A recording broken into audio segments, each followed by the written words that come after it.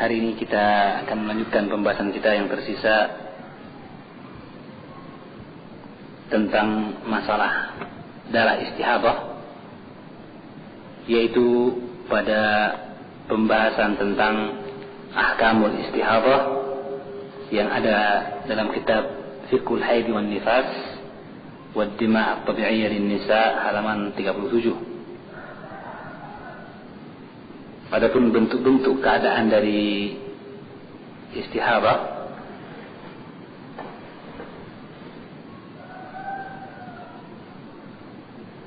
artinya sudah ya? Ya, akhwat?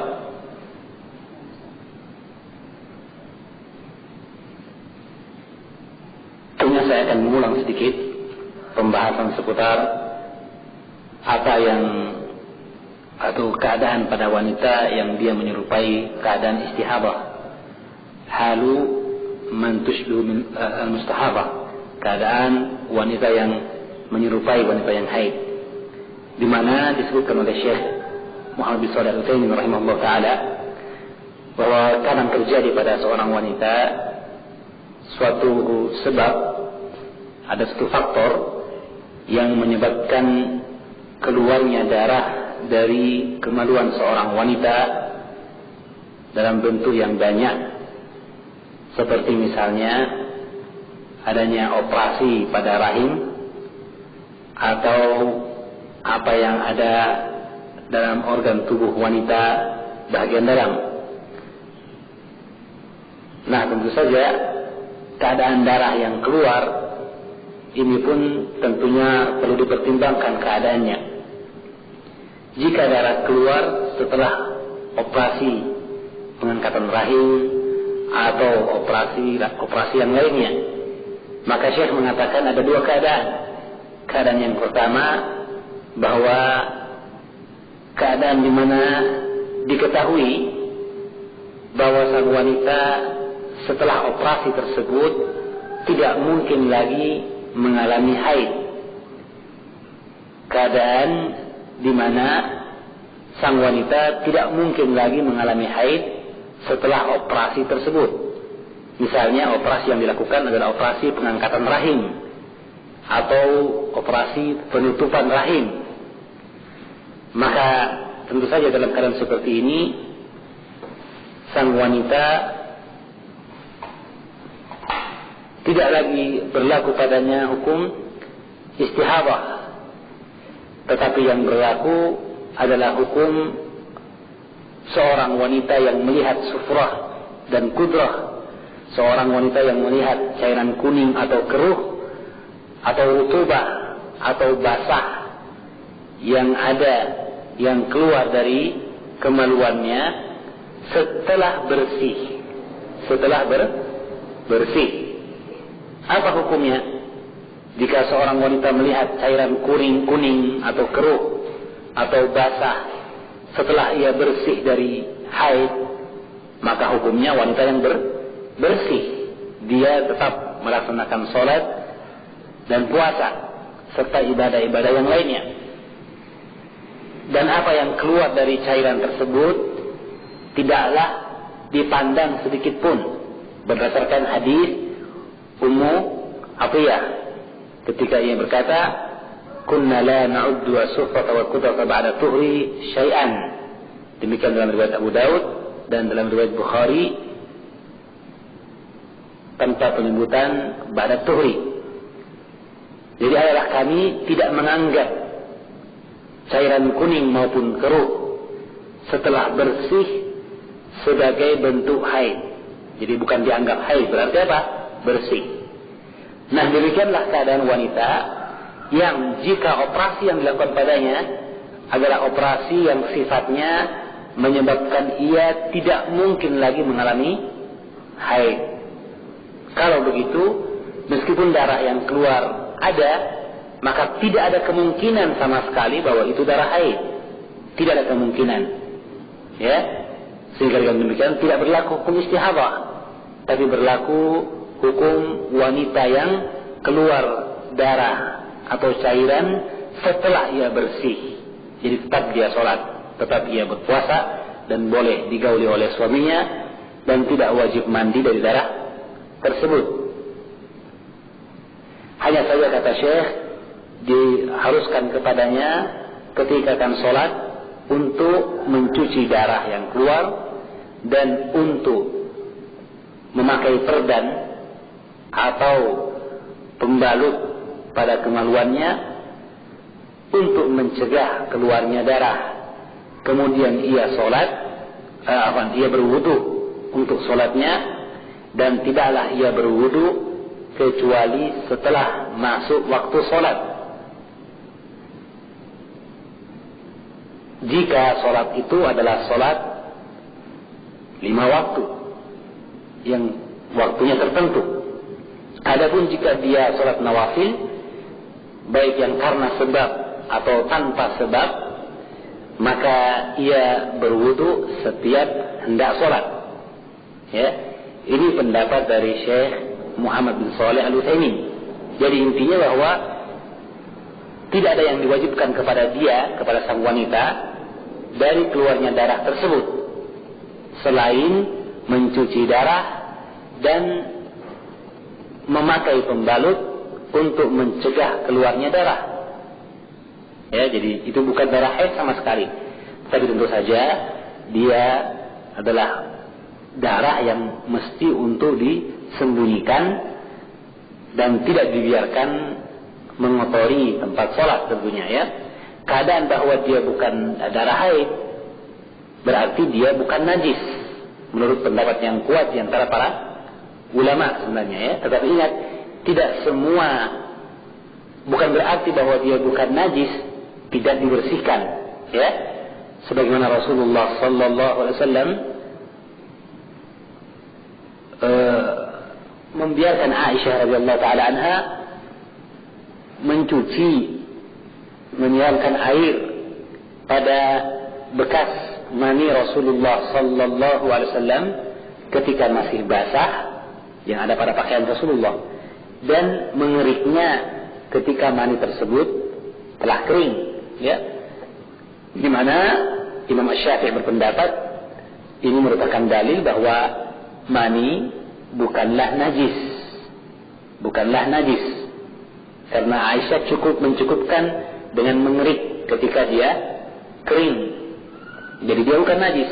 Tetapi ingat, bukan najis bukan berarti dibiarkan, karena di sini Rasulullah membiarkan Aisyah, atau bahwa di sini Aisyah mengeriknya ketika kering dan mencucinya ketika basah, ya. Kenapa? Ya takadzuran, karena dia perkara yang tentu saja tidak enak, menjijikkan, ya. Sebagaimana kita jika menginjak kotoran ayam atau tai kambing misalnya, atau tai sapi, maka tentu saja kita mencucinya, meskipun tentu saja kotoran hewan yang dimakan dagingnya ini bukanlah najis, ya. Jadi perlu dibedakan di sini, ya. Jadi Syekh mengatakan tetap dia mencuci darah dan memakai perban atau pembalut untuk mencegah keluarnya darah. Kemudian setelah itu dia menyebutkan, dan ini ada permasalahan di sini. Ada permasalahan ketika dia mengatakan bahwa sang wanita berwudu setiap hendak sholat, dan wudu itu dilakukan dengan 2 keadaan. Yang pertama, jika sholatnya sholat yang memiliki waktu tertentu, waktunya, seperti sholat 5 waktu, maka wudunya sah, dikatakan sah. Ini menurut pendapat Syekh, ya. Nanti akan kita bahas dalam ahkamul istihadah lebih rinci, bahwa jika dia adalah sholat yang tertentu waktunya, sholat 5 waktu misalnya, maka tidaklah dia berwudu kecuali setelah masuk waktu. Jadi misalnya dia hendak sholat duhur, maka tidak dibenarkan menurut pendapat Syekh jika dia berwudu jam 11 untuk sholat duhur, atau jam 2 untuk sholat asar. Kenapa? Karena belum masuk waktunya. Jelas, ya, Pak? Ya. Adapun jika dia sholat yang tidak ada ketentuan waktunya, misalnya sholat tahiyatul masjid, ya, sholat karena sebab tertentu, ya, atau sholat sunnah mutlaqah, sholat sunnah mutlak saja, Misalnya antara zuhur dengan asar, dia memiliki waktu senggang yang akhirnya dia mau sholat, memperbanyak sholatnya. Tidak mengapa. Ini selain ba'diyah zuhur misalnya, ya. Dia sudah sholat ba'diyah zuhur misalnya di masjid, setelah itu dia pulang lagi ke rumah, kemudian mungkin karena melihat keadaannya sedang ringan, dia sedang nasyab, ingin beribadah kepada Allah, maka dia sholat mutlak, sholat yang tanpa ada bilangan rakaatnya, ya, antara zuhur asar atau maghrib isya, ya, itu boleh, dibolehkan, ya. Maka jika dia lakukan hal itu, maka di sini wuduknya disyariatkan setiap hendak sholat. Nah, tentu saja ini masyaqqah, ya, ini tentunya kepayahan yang berat, karena itu akan kita bahas nanti, ya, tentang hal ini. Adapun Syekh rahimahullah taala berdalil dengan keterangan yang disebutkan nanti dalam ahkamul istihadah, ya, beliau berdalil dengan riwayat yang ada yang nanti akan kita jelaskan, dan akan kita dapatkan bahwa ternyata dalil-dalil tersebut tidaklah sah, sehingga yang benar wallahu a'lam bissawab, tatkala darah yang keluar bukanlah darah haid, maka tidak ada kewajiban bagi sang wanita untuk berhukum seperti hukum istihadah, dan perintah untuk berwudu setiap hendak sholat pada wanita yang istihadah itu sendiri ada pembicaraan di antara para ulama, ya, riwayatnya syadzah, ada pembicaraan di antara para ulama. Sedangkan kata Syekh Ibnu Utsaimin tadi bahwa keadaan yang pertama ini keadaan yang berbeda dengan istihadah, ya kan? Ini bukan istihadah, akhwat. Perhatikan, ya. Ini bukan istihadah, keadaan yang pertama. Jika untuk istihadah saja ada permasalahan, apalagi yang bukan istihadah, sehingga yang benar bahwa ia berwudu jika dia hendak sholat atau ketika dia menghendakinya, baik sebelum ia melaksanakan sholat itu beberapa saat maupun sebelum masuknya waktu sholat. Jadi yang benar dia boleh berwudu jam 11 untuk sholat zuhur, dan jika wudu di jam 11 tadi belum batal sampai masuk waktu asar, sah wudunya. Keluarnya darah bukanlah pembatal. Mengapa? Karena dia bukan darah haid, juga bukan darah istihadah, ya. Jelas, akhwat? Kenapa? Karena dalilnya akan kita bahas lebih rinci, bahwa dalilnya riwayatnya syadzah untuk yang istihadah. Karena yang kedua, alla yu'lama imtina'u haidiha ba'da amaliyah, yaitu bahwa jika tidak diketahui dengan pasti, artinya tidak bisa dipastikan bahwa sang wanita tersebut tidak mungkin lagi mengalami haid setelah operasi tersebut. Jadi ada dua keadaan tadi, ya. Yang pertama adalah keadaan di mana dipastikan sang wanita setelah operasi tidak akan mungkin lagi mengalami haid. Jelas, ya? Maka ini hukumnya telah disebutkan tadi bahwa dia tetap sholat, tetap puasa, boleh digauli oleh suaminya, dan tidak wajib mandi dari darah tersebut. Dan demikian pula sebenarnya tidak wajib baginya untuk berwudu setiap hendak sholat atau setiap masuk waktu sholat. Itu yang benar dari pendapat para ulama. Adapun keadaan yang kedua, tidak bisa dipastikan, tidak diketahui dengan pasti tidak haidnya sang wanita setelah amaliyah itu. Artinya operasi tersebut operasi yang mungkin masih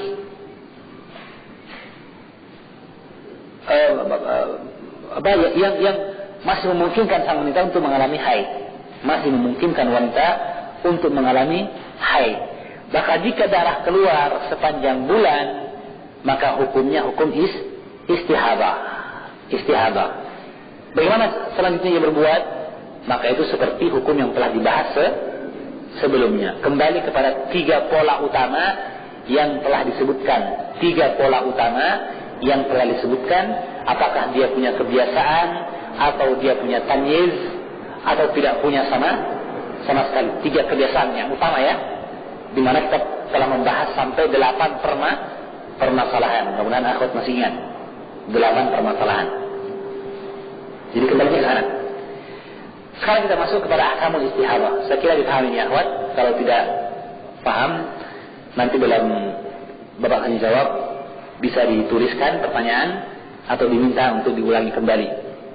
Ya, baik, kita masuk sekarang kepada ahkamul istihadah. Ahkamul istihadah, hukum-hukum yang berkaitan dengan istihadah.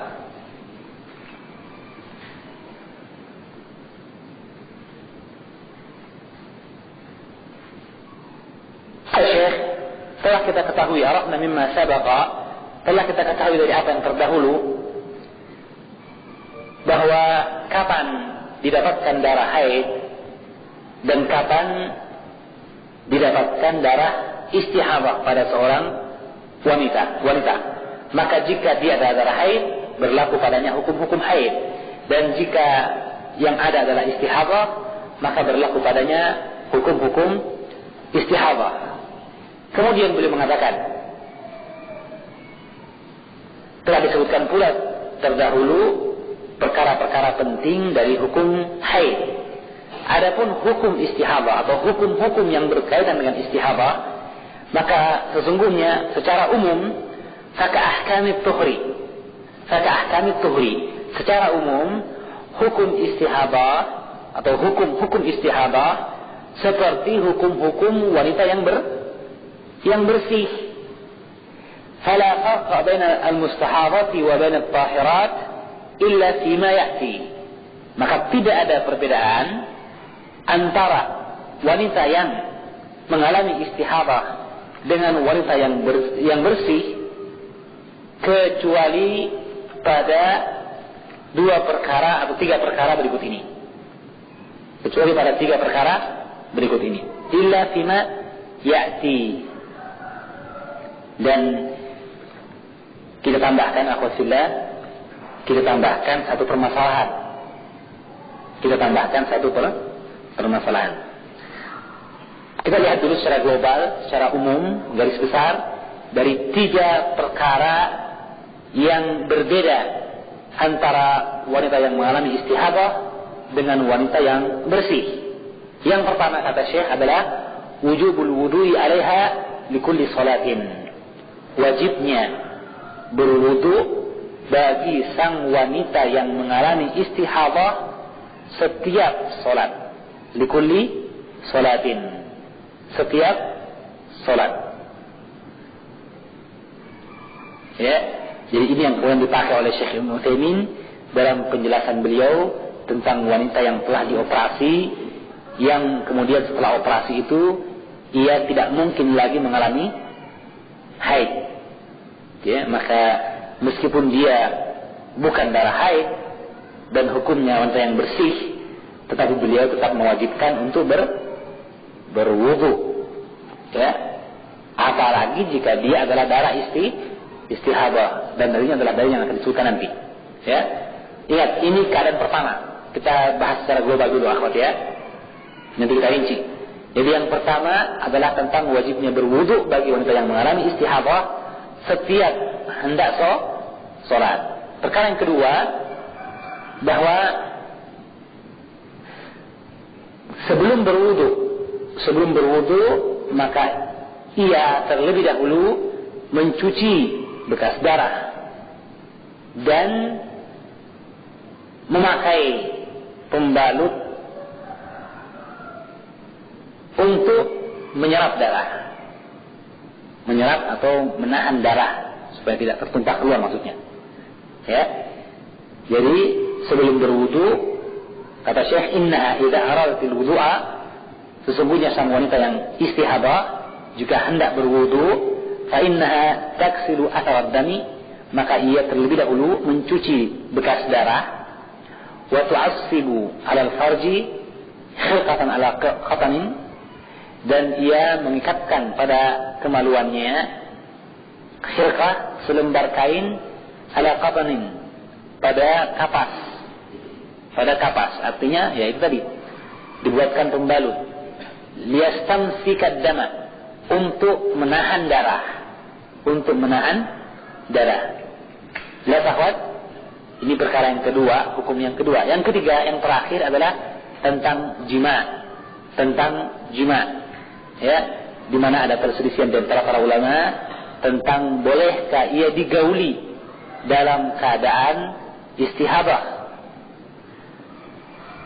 Sebagian mengatakan tidak boleh, karena meskipun dia seperti wanita yang bersih, tetapi ada kemungkinan darah yang keluar adalah darah haid, sehingga dengan demikian sang wanita yang mengalami istihabah tidak boleh digauli.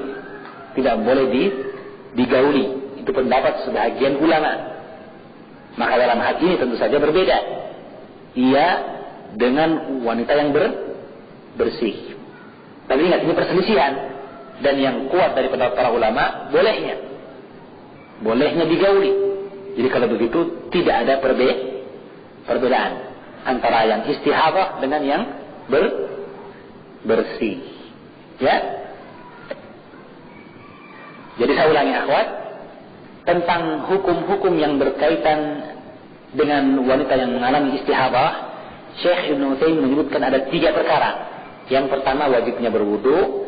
Yang kedua, bahwa juga merupakan perintah Nabi bagi sang wanita untuk mencuci bekas darah dan memakai pembalut. Yang ketiga adalah tentang jima'nya. Sebagian ulama mengatakan tidak boleh digauli. Kalau begitu dia berbeda. Tentu saja, akhwatullah rahimakumullah, bahwa ketiga perkara ini tentunya harus kita lihat akan dalil yang menunjukkan perkara tersebut. Karena patokan kita adalah al-ibratu bid dalil. Dasar kita adalah dalilnya, ya kan? Bukan sekedar pendapat para ulama, tapi apakah dalil yang mendasari pendapat tersebut. Jika dia sah dalilnya dan istidlalnya, cara pendalilannya juga tepat, maka kita akan pakai, ya kan? Adapun jika dalilnya lemah, apalagi jika istidlalnya, penggunaan dalilnya tidak tepat, maka tentu saja tidak akan kita gunakan, dan kita akan kembali kepada hukum asal. Yaitu apa? Bahwa wanita yang istihabah sama dengan wanita yang bersih. Itu hukum asal kita, jelas ya? Jadi hukum asal, wanita yang istihabah sama dengan wanita yang bersih. Ya. Terjadi perbedaan itu tentunya karena dalil. Maka jika ternyata dalilnya lemah atau pendalilannya, penunjukan dalilnya tidak tepat, maka berarti kembali kepada hukum asal. Baik, mari kita bahas ketiga perkara ini lebih lanjut. Namun sebelumnya kita tambahkan perkara yang keempat.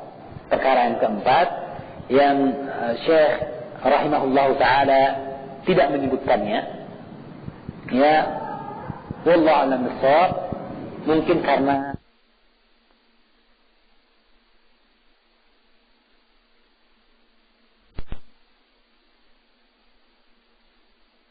yang kuat.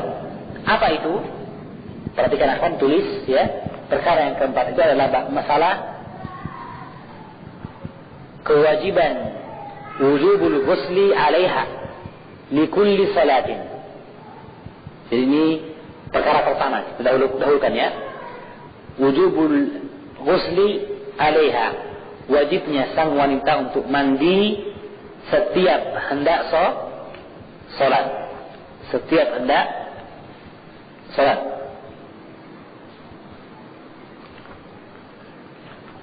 Ya, tentang masalah mandi ini, sesungguhnya sebahagian ulama berdalil tentang wajibnya wanita yang mengalami istihabah untuk mandi.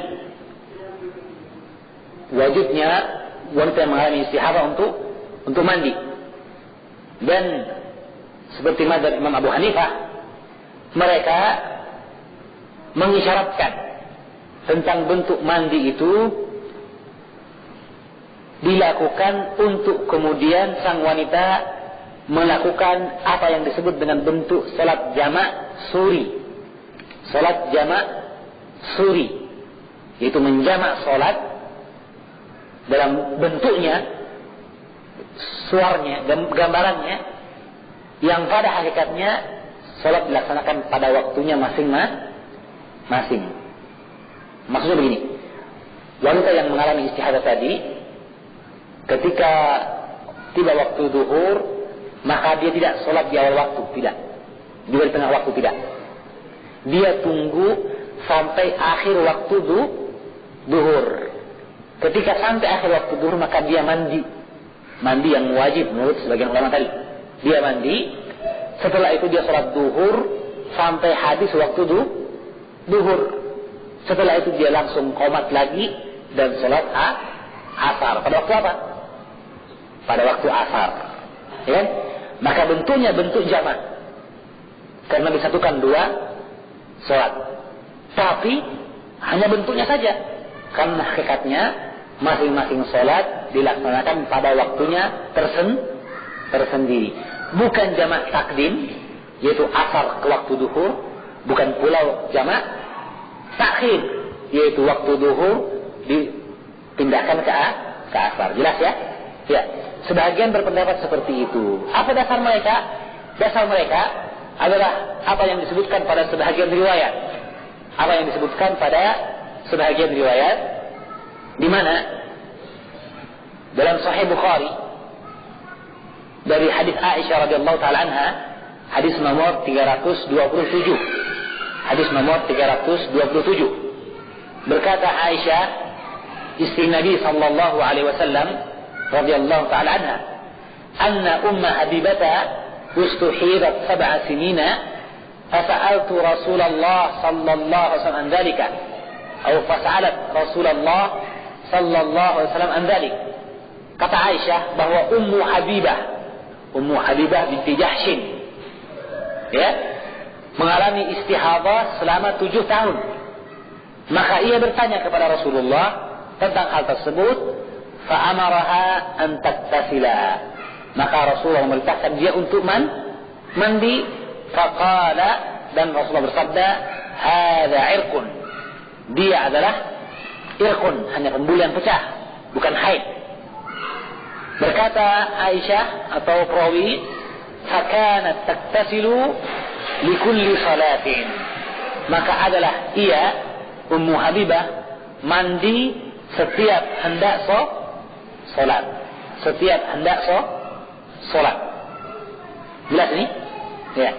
Dalilnya yang ada dalam hadis ini adalah pada kalimat fa'amaraha an taktasila. Fa'amaraha an taktasila. Ya, bahwa diperintahkan kepadanya untuk mandi. Fakanat taktasilu likulli salatin, juga pada kalimat yang berikutnya adalah ia mandi setiap hendak solat. Jadi ada sabda Rasulullah, perkataannya, petunjuknya, dan ada perbuatan dari Ummu Habibah. Ada perbuatan Ummu Habibah. Maka akhwatillah rahimahullah, telah kita sebutkan tadi bahwa sebagian ulama berdalil dengan hadis ini bahwa wanita yang mengalami istihadah wajib untuk mandi setiap kali hendak sholat. Dan ini pendapat sebagian ulama, tetapi sesungguhnya pendapat jumhur ulama yang dia adalah pendapat Ali bin Abi Thalib, Abdullah bin Abbas, Aisyah, dan sahabat-sahabat yang lain, dan juga pendapat dari imam yang para imam yang terkemuka seperti Imam Abu Hanifah, Imam Malik, dan Imam Ahmad, serta Imam Asy-Syafi'i. Mereka mengatakan bahwa tidaklah wajib perintah untuk mandi setiap hendak sholat ini, dengan dasar bahwa al-bara'atul asliyah, hukum asal adalah tidak adanya kewajiban mandi, ya, dan bahwa mandi memberatkan bagi sang sang wanita. Ya. Dan yang ketiga, bahwa keterangan dalam hadis tidaklah sahih, tidaklah kuat. Kalaupun dia kuat, tidaklah sahih, tidaklah tegas. Ya. Saya ulangi. Keterangan dalam hadis yang ketiga, tidaklah kuat.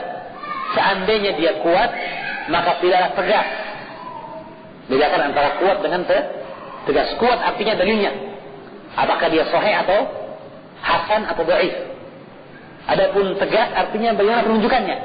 Apakah memang itu perintah yang menunjukkan kewajiban, atau perintah yang hanya merupakan irsyad, arahan saja. Ya. Apakah perbuatan itu perbuatan menunjukkan kewajiban, atau perbuatan yang hanya menunjukkan ijtihad dari sahabiah, dari Ummu Habibah. Jelas ini, ya? Ya. Dan mereka mengatakan bahwa riwayat ini riwayat yang tidak sahih. Dalam artian perintah untuk mandi setiap hendak sholat. Ya. Nah, kalau kita lihat hadis riwayat Bukhari, dikatakan Rasulullah memerintahkan ia untuk fa'amara an taktasila, memerintahkan dia untuk mandi. Iya. Begini ini sahih kan? Riwayat Bukhari. Tapi pertanyaan, mandi yang dimaksud mandi apa? Apakah mandi setiap hendak sholat? Atau mandi setelah habisnya waktu haid, seperti kebiasaannya, itu mandi besar, ya kan? Nah, di sini permasalahan. Dan yang benar bahwa hadis ini fa'amara an taktasila, maksudnya adalah mandi besar. Terbukti dari perkataan Rasulullah, wa qala hadza irqun. Ini adalah pembuh artinya setelah mandi itu pembuh saja. Artinya apa? Istihadah. Adapun sebelumnya, itu waktu haid seperti kebiasaan sebelumnya, maka mandi besar. Iya. Ya. Jadi kalau begitu, riwayat perintah Rasulullah kepada Ummu Habibah untuk mandi, riwayat yang kuat, tetapi tidak tegas, tidak sharih, tidak jelas menunjukkan perintah untuk mandi setiap mau sholat. Jelas. Ya. Kemudian adapun dalam sebagian riwayat, yaitu riwayat Abu Daud, di mana ada penyebutan secara langsung dengan kalimat perintah, iktasili likulli salatin, iktasili likulli salatin. Ya, jadi ini memberi kesan bahwa hadis Rasul tadi fa'amara an taktasila, ia diperintahkan untuk mandi yang dia sifatnya umum, ya. Tidak ada rincian bahwa itu mandi apa. Mungkin ada yang mengatakan, tapi kan dijelaskan dengan riwayat Abu Daud, di mana Rasul mengatakan iktasili likulli salatin, mandilah engkau setiap hendak sholat. Ini riwayat Abu Daud, ya. Tetapi riwayat Abu Daud ini adalah riwayat yang lemah, ya. Sampai Imam Abu Daud sendiri setelah menyebutkan hadis ini mengatakan, wa hadza wahmun min Abdus Samad. Dan ini adalah kesalahan dari Abdus Samad. Ya. Dan dia lebih menguatkan pendapat yang menyatakan bahwa yang benar dalam riwayat Abdus Samad harusnya adalah tawadda'i likulli salatin. Salatlah setiap hendak salat. Wudu'lah setiap hendak salat. Tawadda'i likulli salatin, seperti riwayat Abu Walid. Jadi ini kesalahan dari perawi menyebutkan iktasili likulli salatin. Yang benar, ingat yang benar, belum tentu bahwa dia sahih, ya. Yang benar tawadda'i likulli salatin. Jelas. Jadi kalau begitu, riwayat Bukhari yang kuat tadi, fa'amara an taktasila, maka Rasul perintahkan dia untuk mandi, tetap riwayat yang kuat, tetapi tidak tegas menunjukkan dia perintah untuk mandi setiap hendak sholat. Ya, dia yang benar adalah perintah untuk mandi setelah habisnya waktu haid, seperti kebiasaan atau tamyiz yang tampak dan kelihatan. Ya, adapun setelah itu, setelah mandi besar, maka hukumnya seperti wanita yang bersih. Jelas, ya? Baik. Itu satu dalil dari hadis ini. Dalil yang kedua adalah perbuatan Ummu Habibah. Wa kanat tattasilu li kulli salatin. Adalah dia dalam riwayat Bukhari, Sahih Bukhari ya. Adalah dia mandi setiap hendak salat. Setiap hendak salat memberi kesan bahwa dia memang mandi setelah istihadah, bukan mandi besar. Ya. Cuman pertanyaan bahwa apakah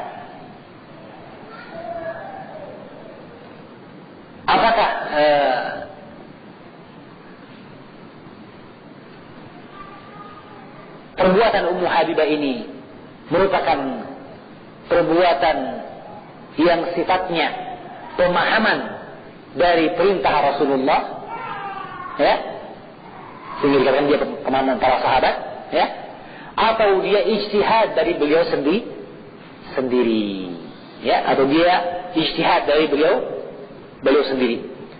Maka sesungguhnya ketika kita sebutkan tadi dalam riwayat Bukhari ada kalimat fa'amara an tattasila, maka sesungguhnya Imam Al-Baihaqi menyebutkan bahwa sesungguhnya kalimat fa'amara an tattasila itu sendiri adalah riwayat yang syadzah, riwayat yang tidak kuat pula. Dari sisi perawinya terpercaya, tetapi menyelisih riwayat yang masyhur. Perawi bukan lemah, dia perawi Bukhari. Tetapi riwayat ini menyelisih riwayat yang masyhur, di mana riwayat yang masyhur tidak menyebutkan perintah mandi kepada Ummu Habibah, ya. Sehingga kalau begitu ada cacat pada asalnya kalimat fa'amarahan tattasil, ya. Nah, kalau begitu untuk mengatakan bahwa mandinya Ummu Habibah adalah pemahaman terhadap hadis, yang mungkin dikatakanlah ini kan pemahaman sahabat, sedangkan kita apa? Melaksanakan Al-Quran dan As-Sunnah menurut pemahaman sahabat, ya. Maka pendalilan hal ini tentunya lemah jadinya. Kenapa? Karena asalnya riwayat juga dalam pembicaraan, ya. Lihat ini. Dan seandainya riwayatnya pun sah, seandainya sah sekalipun, maka kita lihat bahwa perbuatan sahabat ini apakah dia murni ijtihad atau memang pemahaman mereka yang tidak diingkari oleh sahabat yang lainnya. Terbukti bahwa ternyata jumhur sahabat, ya, amatus sahabat, mereka tidak mewajibkan mandi, ya. Sehingga dengan demikian, wallahu a'lam bishawab, orang mengatakan apa yang disebutkan dari riwayat Bukhari tentang mandi Ummu Habibah setiap hendak sholat adalah ijtihadun minha, adalah ijtihad dari beliau, dan juga beliau tidak mengatakan itu wajib. Tidak ada tasrih, tidak ada penjelasan tegas dari ucapan Ummu Habibah bahwa dia adalah perkara yang wajib. Maka mungkin dia berbuat karena ingin akan perkara itu, ya, dan tanpa menunjukkan bahwa perkara yang disyariatkan atau wajib, apalagi wajib, jelas.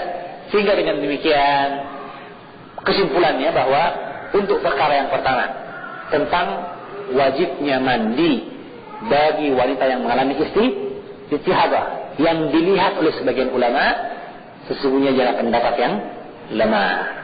Kalau begitu tidak ada perbedaan antara wanita yang mengalami istihadah maupun yang bersih ketika hendak sholat dalam hal mandi. Tidak ada perbedaan, ya. Artinya tidak wajib mandi dia setiap hendak sholat, seperti halnya wanita yang bersih kalau mau sholat. Apa ada wajib mandi? Kan tidak, ya. Jika dia berwudu atau berhadas atau junub, dia wajib mandi. Adapun jika tidak ada penyebab yang lain dan dia dalam keadaan bersih, maka dia boleh sholat. Maka sama wanita yang bersih maupun wanita yang istihadah, sama-sama tidak diwajibkan mandi setiap hendak sholat. Sudah jelas, ya? Selesai masalah pertama. Jelas? Masalah yang kedua, yang dia adalah masalah pertama menurut Syekh Ibnu Utsaimin, yaitu kewajiban berwudu pada sang wanita. Beliau mengatakan, adapun dasar akan hal ini adalah sabda Nabi sallallahu alaihi wasallam kepada Fatimah binti Abi Hubeish ketika beliau bersabda, "Tawaddai li kulli salatin." Berwudulah engkau untuk setiap salat. Tawaddai li kulli salatin. Berwudulah engkau untuk setiap salat. Baik. Rawahul Bukhari. Hadis ini diriwayatkan Imam Bukhari dalam bab Ghuslud Dam. Kata Syekh Ibnu Utsaimin menjelaskan pengertian dari hadis. Makna dzalik, maksud dari hadis ini, annaha la tatawadda'u lis-salati al-muwaqqatah illa ba'da dukhuli waqtiha. Maksud hadis berwudulah engkau setiap hendak salat, kata Syekh Utsaimin, adalah bahwa sang wanita tidaklah berwudu untuk salat dalam salat yang tertentu waktunya kecuali setelah masuknya waktu salat. Misalnya waktu duha kan tertentu ya. Ya. Maka tidak boleh dia berwudu untuk salat duha pada waktu subuh misalnya, enggak boleh. Nanti masuk waktunya baru boleh. Jelas ya? Wa amma idza kanat as-salatu ghairu muwaqqatah, adapun jika salatnya tidak ada waktu tertentu, ya, tidak ada waktu tertentu, misalnya dia kenapa? Karena dia salat nawafil mutlaqah, salat sunnah yang bebas, atau dia salat karena sebab, seperti wudu, setiap selesai wudu, atau antara dua azan, atau salat tahiyatul masjid, ya. Maka jika demikian, fa innaha tatawadda'u laha inda iradi fi'liha, maka ia berwudu untuk salat tersebut setiap hendak melaksanakannya. Jadi kalau mau salat baru berwudu. Jelas? Ya. Ini pendapat dari Syekh Ibnu Utsaimin dalam masalah ini. Baik. Kita punya catatan sedikit tentang hal ini, ya. Kita lihat dulu dalil dari Syekh Ibnu Utsaimin. Adapun dalil Syekh Ibnu Utsaimin, hadis perintah Rasulullah kepada Fatimah binti Abi Hubeish. Nah, kita dapatkan dalam Sahih Bukhari hadis nomor 228. Hadis nomor 228. Di mana hadisnya dari Aisyah radhiyallahu anha, berkata Aisyah, "Ja'at Fatimah ibnatu Abi Hubeish ila Nabi, faqalat ya Rasulullah, inni imra'atun ustahadu fala adhuru afa ada'u as-salah." Berkata Aisyah, datanglah Fatimah anak dari Abu Hubeish kepada Nabi, dan ia berkata, "Wahai Rasulullah, aku seorang wanita mengalami istihadah hingga tidak bersih. Bolehkah aku meninggalkan salat?"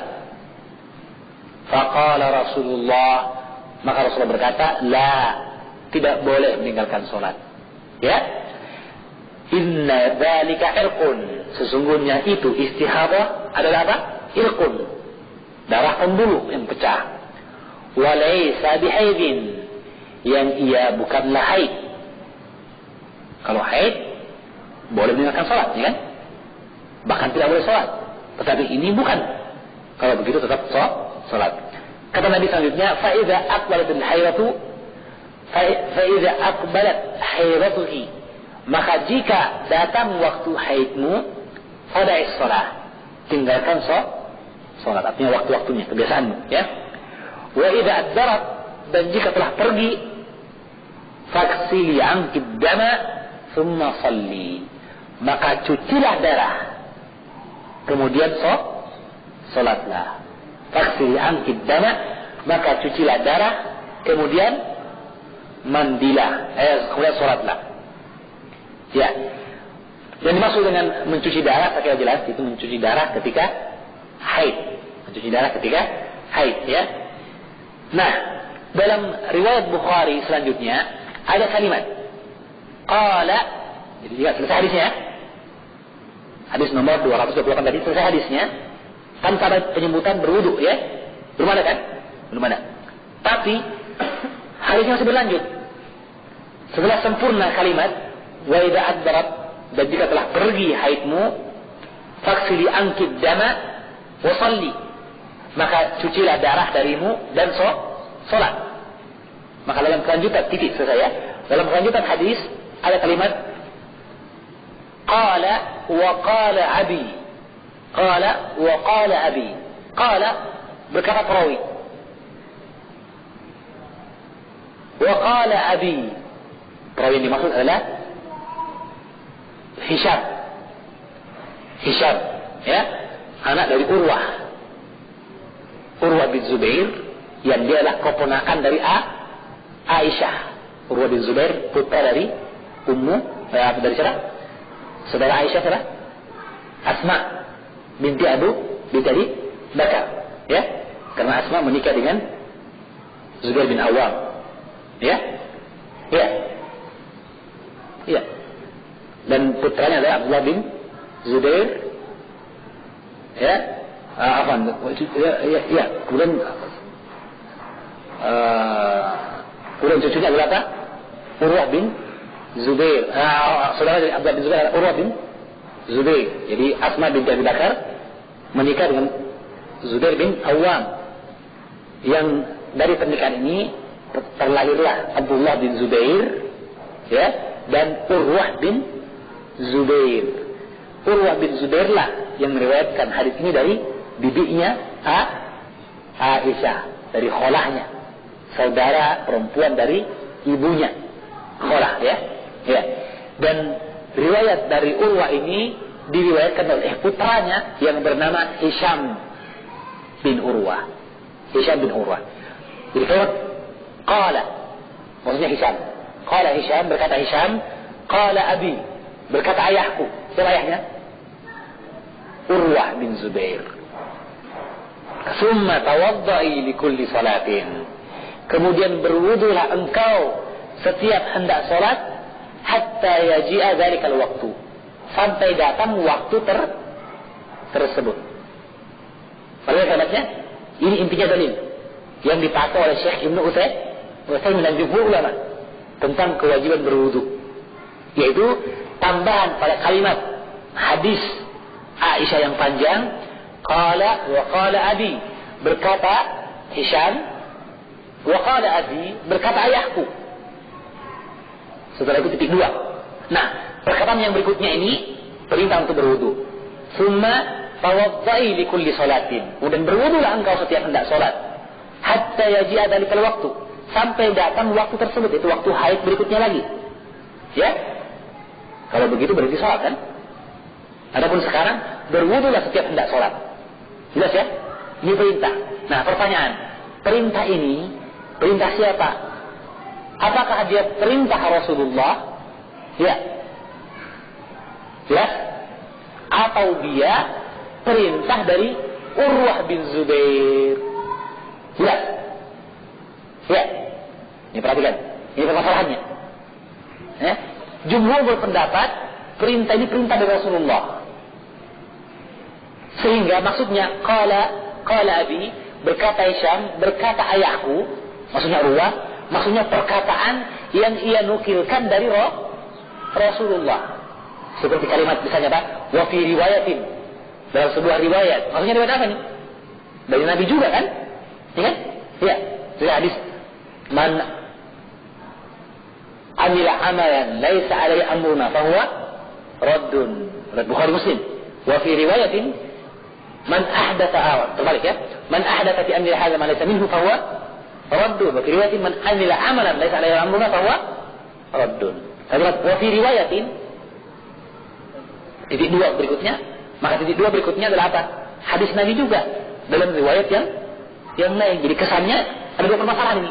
Apakah dia riwayat yang lain yang merupakan kelanjutan hadis, atau dia semata-mata perkataan Urwah bin Zubair? Titik 2 berikutnya, maka titik 2 berikutnya adalah apa? Hadis Nabi juga dalam riwayat yang lain. Jadi kesannya ada 2 permasalahan ini.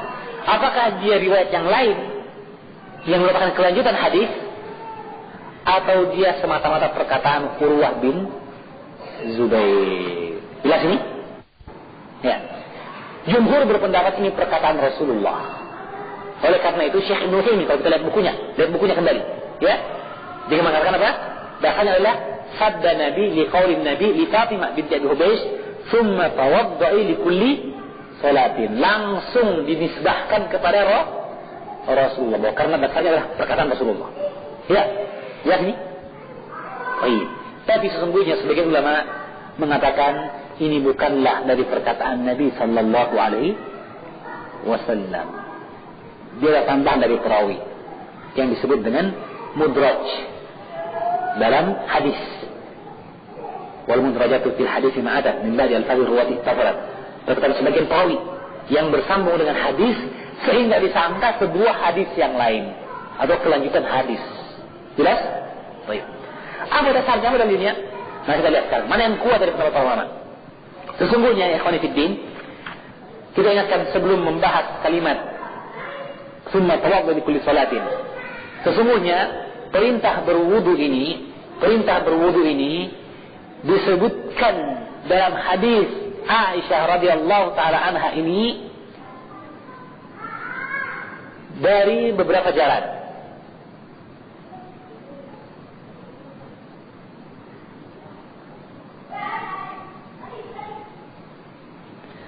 Dan kalimat perintah tawaddu li kulli salatin, sebahagian ulama menganggap bahwa dia adalah riwayat yang sifatnya syadzah, ganjil.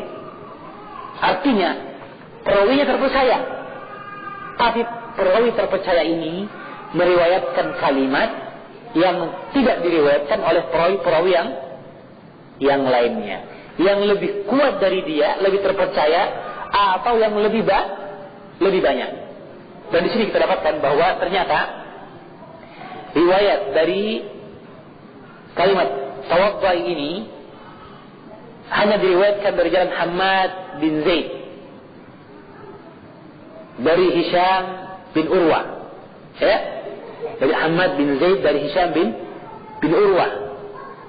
Sementara 12 perawi yang lainnya yang dia bahkan lebih kuat dari Hammad bin Zaid, lebih banyak belajarnya, lebih lama belajarnya kepada Hisham, tidak menyebutkan tambahan tawaddu.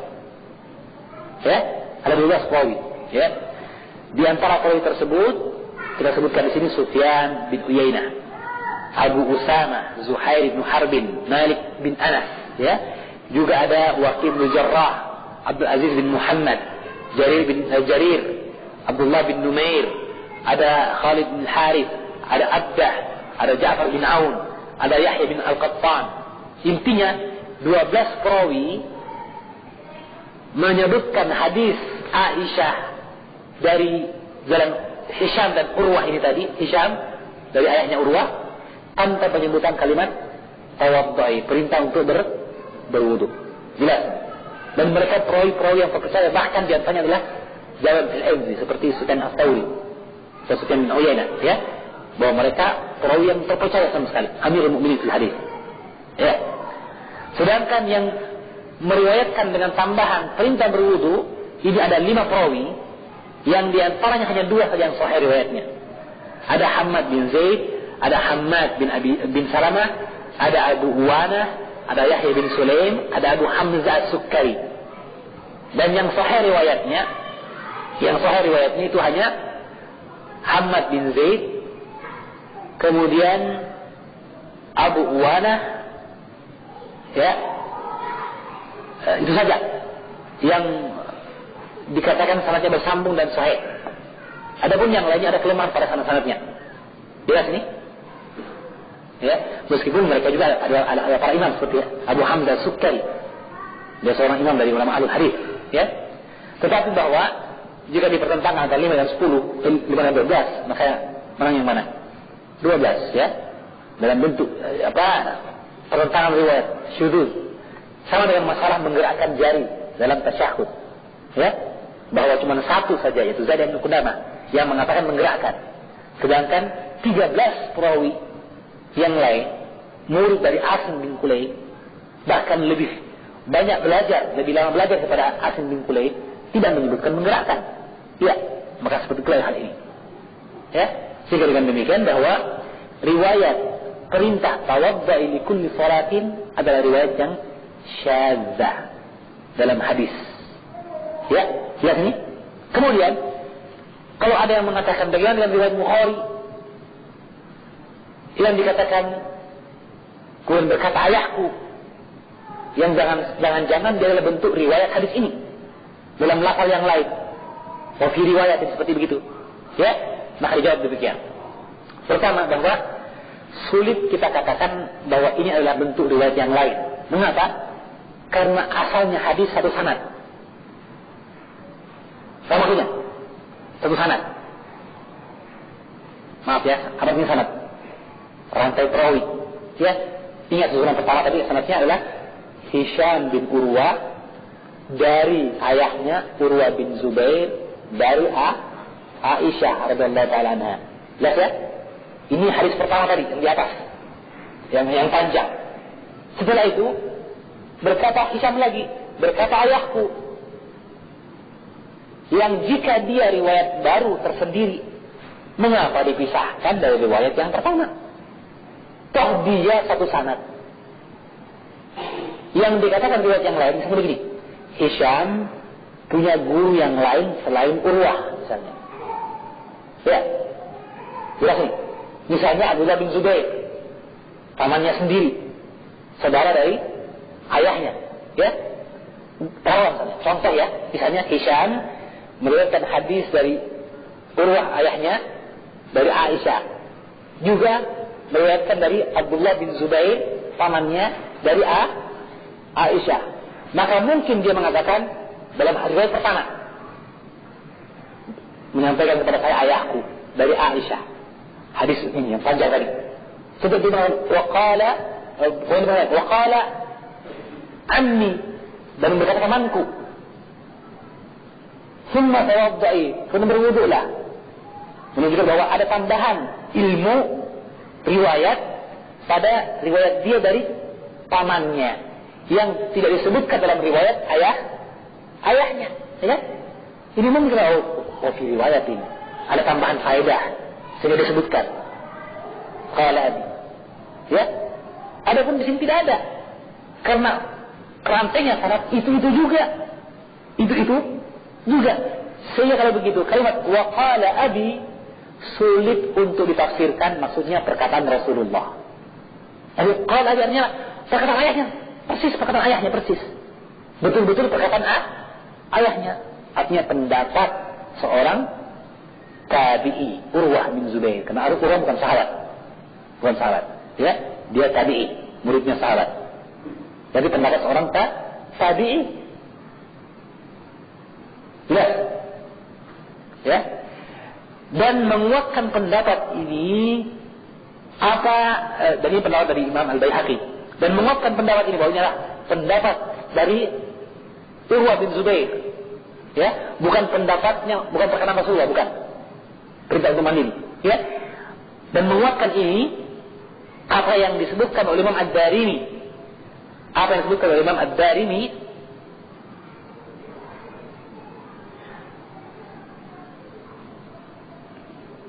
dan Al-Hakim. Imam Ad-Darimi hadis nomor 772 dan Al-Hakim dalam kitab At-Taharah bab fi ghusl mustahabah. Dari jalan Hammad bin Salamah dari Hisham bin Urwah dari ayahnya Urwah bin Zubair dari Aisyah dalam hadis yang panjang bahwa berkata Fatimah binti Abi Hubays kepada Rasulullah, wahai Rasulullah, aku seorang wanita yang mengalami istihadah, apakah boleh aku meninggalkan salat? Maka berkata Rasulullah, tidak boleh, dia adalah darah pembuluh dan bukan haid. Jika datang waktu haidmu, maka tinggalkan salat. Dan jika telah hilang kadarnya, maka cucilah darah dan berwudu serta salatlah. Ingat, ini riwayat Hammad bin Salamah. Yang Hammad ini juga bertentangan, kalimat tawaddai bertentangan dengan riwayat yang banyak. Ya, sehingga kata tawaddai meskipun disebutkan dia lemah di sini, syadza. Ya, intinya qala Hisham, berkata Hisham kemudian dalam pembahasan hadis, qala Hisham, berkata Hisham, fakana abi yaqulu, maka adalah ayahku berkata, artinya berfatwa, fattasilu ghusl al-awwali thumma ma yakunu ba'da dhalika fa innaha tathur wa tusalli. Maka ia mandi yang pertama, Kemudian setelah itu maka dia bersuci dan sholat. Dia bersuci dan sholat. Nah, di sini ada kalimat bahwa itu perkataan siapa? Ayahnya Hisham. Wa kana abid yaqul, dan ayahku berkata, berpendapat, berfatwa maksudnya. Ya, karena Urwah bin Zubair adalah seorang yang fuqaha Madinah. Ya. Jadi syahidnya di sini bahwa dalam riwayat ini kita dapatkan dia adalah fatwa dari Urwah bin Zubair, bukan perkataan Rasulullah SAW. Jadi dia mudraj min kalamir rawi, dari perkataan perawi. Dan berkata Al-Baihaqi dalam Surah Al-Kubra, was-sahih anna hadhihi al-kalimah min qawli Urwah bin Zubair. Yang benar, ucapan perintah berwudu ini merupakan perkataan Urwah bin Zubair. Fala tathbutu an Rasulillah wa min thamma la takun hujjatan mulzimah. Maka dia tidak sah dari Rasulullah kalau begitu bukan hujjah yang pasti. Jelas? Baik, jadi kalau begitu ya, ikhwan dan akhwat billah, rahimakumullah, kita dapatkan bahwa tentang masalah kewajiban berwudu setiap hendak sholat, yang menurut pendapat jumhur kebanyakan ulama, kita katakan tadi bahwa sesungguhnya asal hadis penyebutan berwudu pada asal hadis dia adalah riwayat yang syadzah, riwayat yang ganjil. Perawinya terpercaya, tapi menyelisihi riwayat perawi yang lebih terpercaya dan yang banyak, itu 12 perawi. Ya, sehingga dikatakan dia adalah syadz, ganjil. Dan mengisyaratkan ganjilan itu Imam Muslim dan Imam Abu Daud, bahkan Imam Al-Baihaqi demikian pula. Ya, adapun apa yang ada pada akhir riwayat Bukhari lihat penyebutan perintah berwudu pada asal hadis tidak ada pada Sahih Bukhari, ya, tidak ada. Ada pada tambahannya saja pada ujungnya. Ya, nah untuk yang di asal hadis lemah, jelas syadzah, ganjil. Adapun untuk yang di akhir hadis disebutkan dalam Sahih Bukhari, jadi kesannya kuat, ya. Tetapi sayang sekali yang benar dia tidak menunjukkan secara pasti perintah untuk berwudu dari Rasulullah, tapi dia ada perkataan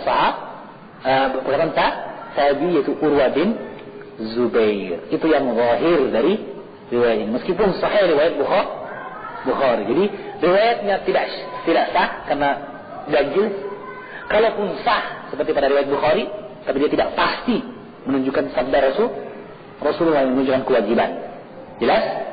Jadi kalau begitu yang benar, tidak ada kewajiban berwudu bagi wanita yang istihadah selama dia dalam keadaan istihadah. Jadi misalnya seorang wanita mengalami istihadah pada waktu subuh adalah waktu terakhir dia haid, hitungan haidnya, ya, maka subuh dia tidak sholat. Masuk waktu duha sudah terhitung dia bersih, maka dia mandi besar seperti biasanya, ya, dia mandi besar, kemudian dia berwudu untuk sholat duhur. Sahkah sholatnya? Sah. Kemudian ternyata masuk asar, wudunya waktu duha belum batal, maka dia sholat. Sahkah sholatnya? Sah. Tidak ada kewajiban berwudu setiap hendak sholat. Hanyalah wajib berwudu jika batal karena pembatal wudu. Jelas ini? Baik, ya. Saya kira ini yang bisa kita selesaikan karena waktu terbatas. Masih ada 2 permasalahan lagi yang belum kita bahas. Namun kita simpulkan bahwa untuk perkara yang ketiga tentang kewajiban untuk mencuci bekas darah itu jelas, ya, karena dia darah haid yang tersisa. Dan untuk memakai pembalut juga sah dari hadis Rasulullah, ya, memakai untuk mencegah terkotorinya tempat sholat. Adapun perkara yang ketiga, yang keempat, yaitu masalah jima, maka yang benar tidak diwajibkan, yang benar bolehnya dijimai, digali oleh suaminya, karena hukumnya seperti wanita yang bersih, sehingga tidak ada perbedaan dalam hal ini. Sehingga yang benar cuma satu perbedaan saja, ya, itu apa? Masalah mencuci darah, ya, mencuci darah dan memakai pembalut. Adapun masalah mandi setiap akan sholat, demikian pula berwudu setiap hendak sholat, atau mungkin tidak boleh digauli. Tidak benar perbedaan itu. Banyak saya pertanyaan akhwat, apa kita jawab sekarang atau waktunya terbatas saja ini? Kalau ada akhwat yang jauh, tidak ada. Kalau tidak ada kita bisa jawab, kalau tidak kita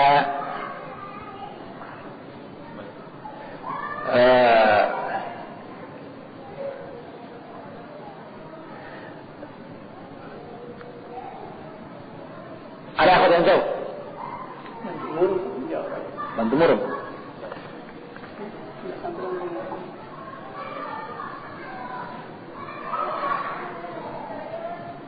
Saya khawatir kalau misalnya terlambat pulang ke rumahnya ya.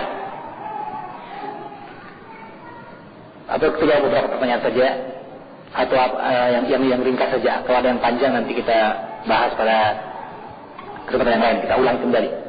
Ada pertanyaan dari akhwat untuk mengulang kembali pembahasan dari awal. Tapi kesimpulannya saja. Saya mohon maaf, di sini ada rekamannya, jadi boleh mungkin dilihat rekamannya. Tadi saya ulangi dari awal juga kesimpulannya.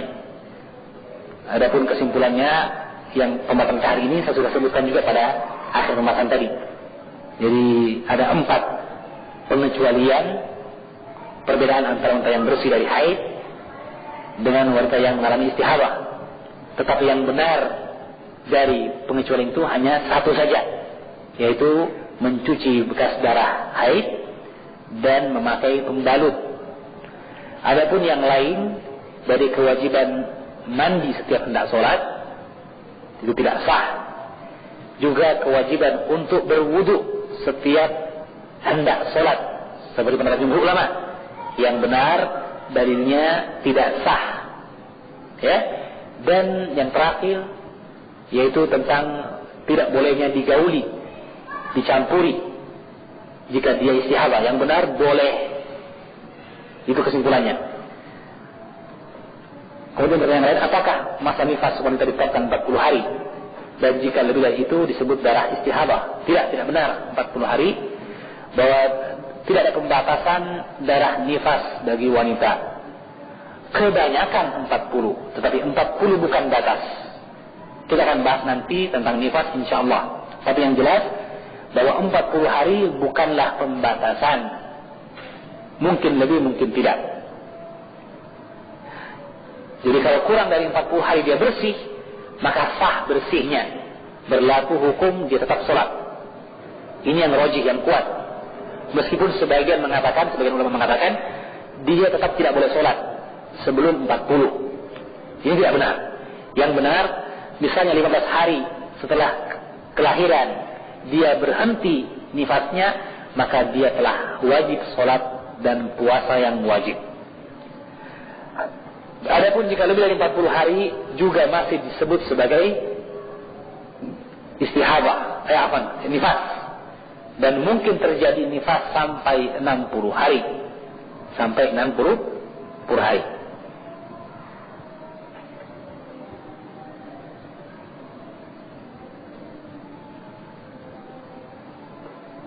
Pertanyaan berikutnya bahwa sahabat mengalami nifas 2 bulan, berarti 60 hari ya. Ya tidak mengapa kalau terjadi seperti itu, berlangsung terus ya, tidak mengapa, sah, dia tidak sholat.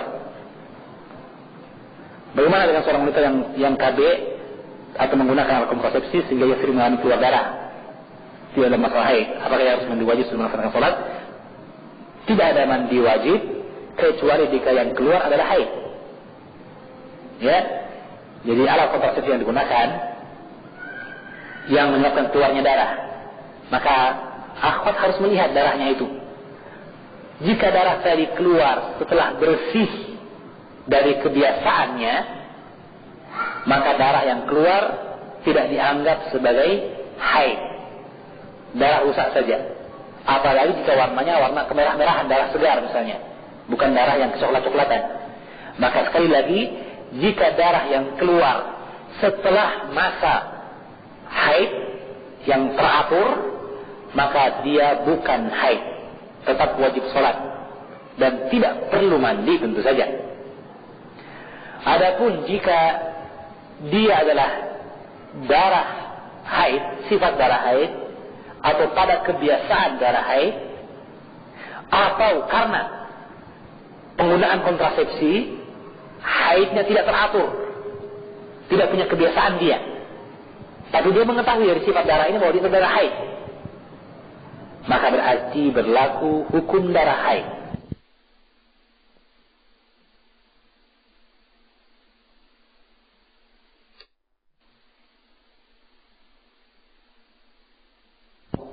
Istihadah juga mengalami rasa nyeri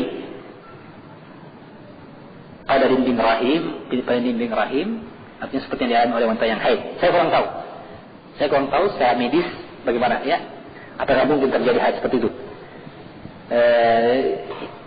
Inti yang kita pakai adalah bahwa jika darah itu keluar sepanjang hari, jadi selama 1 bulan, atau tidak berhenti kecuali 1-2 hari, maka tidak istihadah. Perkara adakah nyeri atau tidak, maka nyeri bukan dasar penentuan haid atau istihadah, tetapi penentuannya adalah kebiasaan atau sifat dan darahnya. Jika kebiasaannya 7 hari pada awal bulan, maka meskipun darah keluar sepanjang bulan, yang dianggap haid hanyalah 4 hari di awal bulan. Jika dia tidak punya kebiasaan, tadi membedakan darah haidnya, pada tengah bulan biasanya warnanya coklat-coklatan, maka meskipun nyeri atau tidak nyeri, nyeri atau tidak nyeri ditanda, tapi yang dilihat adalah bahwa jika warnanya kecoklat-coklatan berarti dia adalah darah haid, jika tidak punya kebiasaan. Selanjutnya, bolehkah tidak wudhu lagi pada saat akhir dari mandi wajib? Cuma berwudhu di awal pelaksanaan mandi wajib? Ya, yang contoh tuntunan Rasulullah adalah berwudhu sebelum mandi wajib, seperti mandi junub ya, berwudhu sebelum mandi wajib. Dan wudhu ini sah dipakai untuk sholat tanpa perlu berwudhu lagi, asalkan ketika mandi tidak disentuh kemaluan ya. Adapun jika ia menyentuh kemaluan, maka dia wajib berwudhu kembali sesudah mandi ya. Sekarang jika dia ternyata tidak berwudhu sebelum mandinya, sesungguhnya meskipun dia tidak berwudhu sebelum mandi, jika berniat untuk membersihkan hadas, maka ia mandi, maka mandinya sah untuk sholat ya. Dia boleh sholat dengan mandinya itu meskipun dia tidak berwudhu di awal maupun di akhir. Wallahu a'lam.